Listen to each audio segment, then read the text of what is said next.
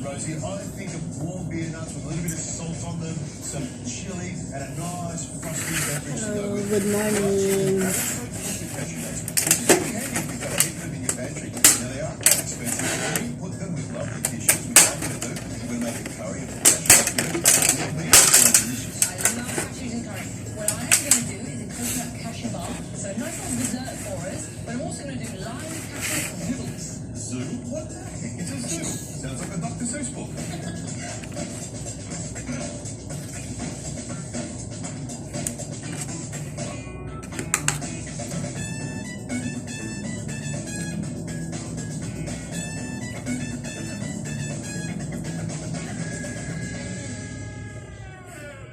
Rosie, one of my favourite curries is a massaman curry. I'm going to make it with beef, but what I'm going to do is to give it some more body, I'm going to put some cashew nuts in it, and I'm going to get you to chop them up later on. But that's going to give it a little bit of nuttiness and chewiness, but it's really going to give it some flavour, which is what I It's like. also going to add to its nutritional profile. We're going to have some nice little fats there, a bit more zinc, a bit more magnesium.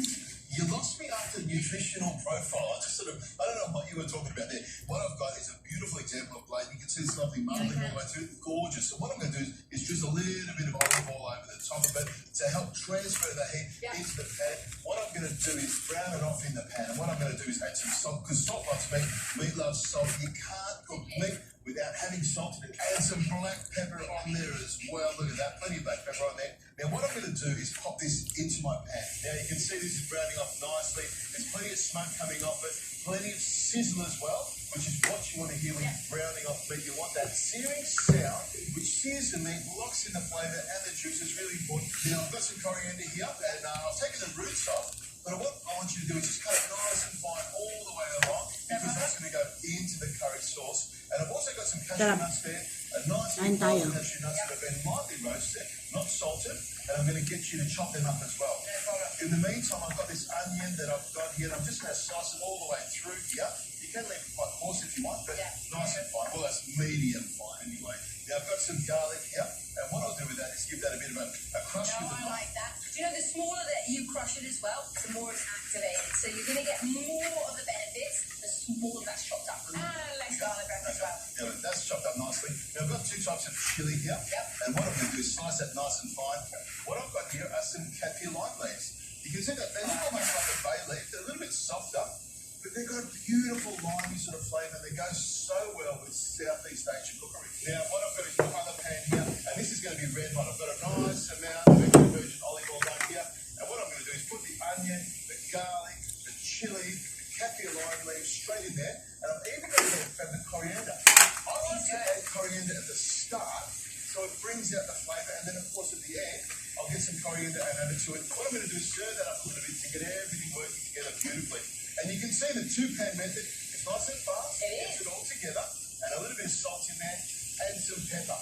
Now all I need to do is add the massaman paste now. Sweat it down beautifully. With the paste, you want to cook it nice and gently for about a minute or two to sweat off some of the oils that are in there and get that flavour all mixed together. I'll put most of the jar in there. Delicious. It does some of that, but as soon as you add the paste and start stirring it around, it really starts to come together. I'm going to add the beef straight into here. There we go. Now what I'm going to do, I'm going to add the cashew nuts straight in there, because I want them to soften up a little bit while it's cooking. Now to sweeten it up a little bit, I've got some coconut sugar.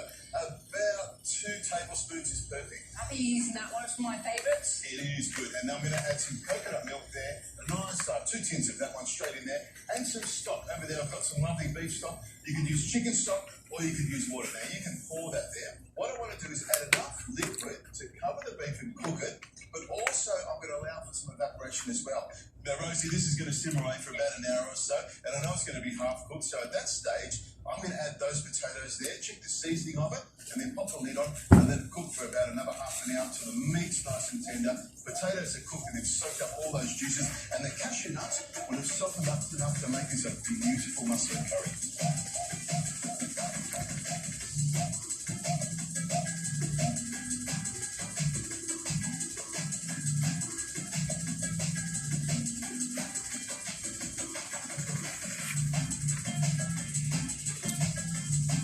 Now, Rosie, you can smell the massaman curry go through the entire kitchen, and that steam coming off the top is good, isn't it? Now, what I'm going to do is put the fresh coriander into the top of it, and I grab a of limes here, or a couple of half limes, and I squeeze it on top. I like the zing from the fresh lime and the fresh coriander through the end of it. Just picks it all up again. Now what I'm going to do is just stir that in just a tiny bit, and you can see it's thickened up beautifully. That's beautiful. Yeah, it's really darkened up, hasn't it? Now what I'm going to do is pull out a couple of these big pieces of meat. Now when I cook the musselman curry, I like to do it with big chunks of meat. That way you get more meat in your cob. Now look, that looks fantastic, just like that. Now I'm looking at this thinking, there's something about this you can't eat because you're vegetarian, and I understand, but I feel like you're in my house. So what I've done is I've made the same thing with potatoes and some mushrooms in there because I don't want you to miss out. I don't want you to feel like that you're not going to get, that you're not being looked after here. So I've got some fresh coriander in there and some lime. And what I'm going to do is put some of that in this bowl here. So you're going to taste yours with the mushroom and the potatoes, and I'm going to taste mine with the actual with the beef, which I think is going to be better. But this will be pretty close. And you're going to tell me what you think of it. Now the thing with the mushroom curry, the potato is the important part of it. Yeah. But I've also got some rice in here. Some people serve it with roti bread, but you can have it with whatever you want. It's great on its own. So you grab yours, I'll grab mine.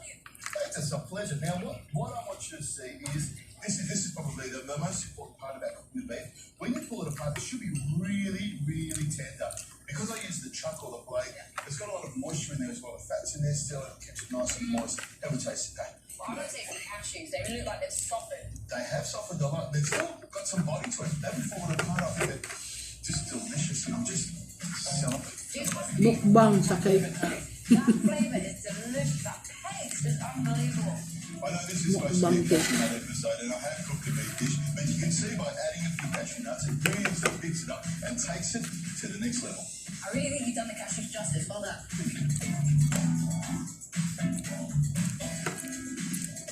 I'm ever so excited today because who runs the world? Girls, don't we? Adrian is out of the kitchen for a little bit. We've got Laura in here, and what we're going to do is I've set you a little challenge, haven't I? Yeah. So I wanted to know what we could do with cashews. And what did you come back with? So I've come back with a pasta recipe, so no surprise. But I've brought in some pops pasta, so it's basically made of chickpeas, peas, beans, and lentils. So gluten-free. Very gluten-free. Very good. And obviously the cashews, so I'm going to make a capsicum and cashew pesto for you. Beautiful. Now, of course, your heritage is Italian. You also work in an Italian restaurant. So you really know your stuff. Yeah, I hope so. Okay, so let's get started. Alright, awesome. So about 30.3 chickens into the oven, just to blister them, and they're under a grill, so really we want to get the skin nice and black so we can peel it back. But I think the first thing we'll do is put the pasta in the water. Beautiful. So let's do that pasta.